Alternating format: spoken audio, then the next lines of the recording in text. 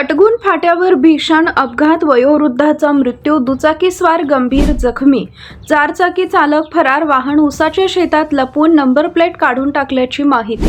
सातारा जिल्ह्यातील खटाव तालुक्यातील कटगुण फाटा इथं मंगळवार दिनांक 30 जून 2026 रोजी सायंकाळी सुमारे 4 वाजेच्या सुमारास भीषण अपघात घडला।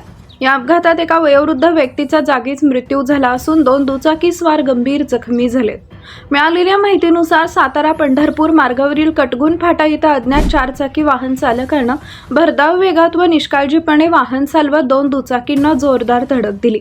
बजाज मोटरसायकल क्रमांक MH11 CP 8727 ला मागून धडक दिल्यानंतर त्याच वाहनाला दुसऱ्या दुचाकीला क्रमांक MH11 AD 4668 समोरून धडक दिली।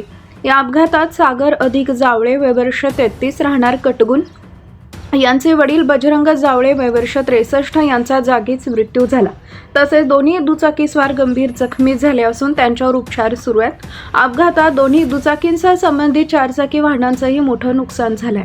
अपघातानंतर संबंधित चारचाकी चालक अपघातग्रस्त गाडी घटनास्थळी सोडून पसार झाला।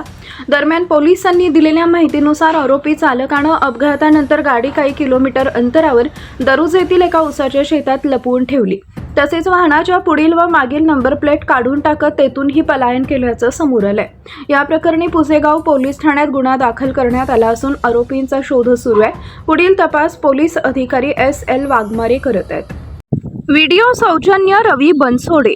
आवाज न्यूज साठी संदीप जठार, गोंदवले।